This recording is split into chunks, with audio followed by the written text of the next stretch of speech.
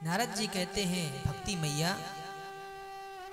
आपने देखा नहीं ठाकुर जी ने कैसे आकर के द्रौपदी की रक्षा की, क्या वो आपकी नहीं सुनेंगे? आप चिंता ना करें। भक्ति मैया ने कहा, नारद जी आप कुछ उपाय करो, मेरे ज्ञान और वैराग्य को चेतना कैसे आए। तो कहते हैं नारद जी ने वेद वेदांत सुनाया महाराज, 6 शास्त्र सुना दिए, 17 पुराण सुना दिए, और जब गीता सुनाई तो थोड़ी सी चेतना आई, फिर लेट गए। नारद जी तो बड़ी चिंता में। मैया से कहा, माता आप चिंता मत करो, मैं आपको वचन देता हूं, जब तक आपके ज्ञान और वैराग को नव युवक नहीं बना दूंगा चैन से बैठूंगा नहीं। बोलो राधे राधे। और नारद जी वहां से निकल गए महाराज। अब तो जो भी संत मिलता है सबसे पूछते हैं ज्ञान वैराग की मुक्ति का उपाय क्या है, उनको कैसे चेतना आए, कैसे वो नव युवक बने। पर नारद जी को कौन बताए, इतने बड़े संत, खुद इतने परम ज्ञानी।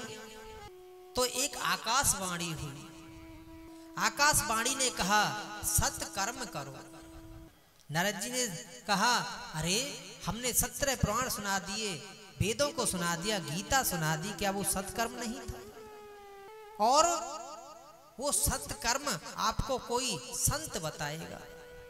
अब तो नारद जी घूमते घूमते, अभी आप कथा में सुन रहे थे, 4 भाई सनक सनंदन सनातन सनत कुमार को नारद जी मिल गए।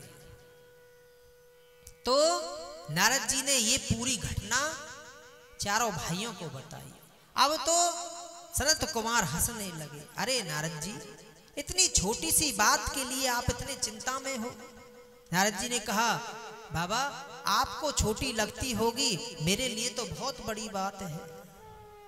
मैंने गीता सुना दी, वेद सुना दिए, फिर भी चेतना नहीं आई, तो वो सत्कर्म क्या है? सनत कुमारों ने कहा, जो ये श्रीमद् भागवत की कथा है यही तो सत्कर्म है। नारद जी ने कहा, प्रभु मैंने वेदों को सुना दिया, अब वेद का जो सार है वही तो श्रीमद् भागवत कथा है। जब वेद से कुछ नहीं हुआ तो भागवत की कथा से क्या होगा?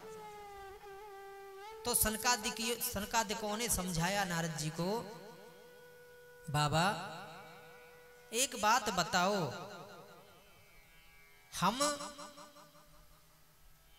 घी में पूड़ी सेक रहे हैं, अब पूड़ी सेकते सेकते घी खत्म हो जाए महाराज,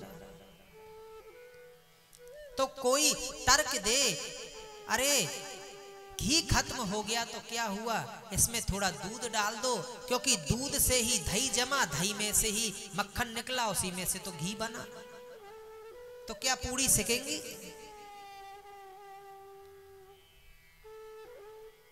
उसी प्रकार से ये वेद भगवान है। कई कई दृष्टांतों के माध्यम से नारद जी को समझा रहे हैं। आम के पेड़ पे आम लटका हुआ है, किसी ने सोचा कि जब ये आम इतना मीठा होता है तो पेड़ कितना मीठा होगा। बोलो राधे राधे। अब आम तो खाया नहीं महाराज, पेड़ में ही दांत लगा दिया, पेड़ में ही दांतों को गाड़ दिया, तो महाराज आपके 2-4 दांत भले ही टूट जाएं, मिठास तो आपको आम में से ही मिलेगी। उसी प्रकार से श्रीमद् भागवत की कथा है। वेद साक्षात नारायण का स्वरूप है, पर उसका जो सार है वही श्रीमद् भागवत की कथा है।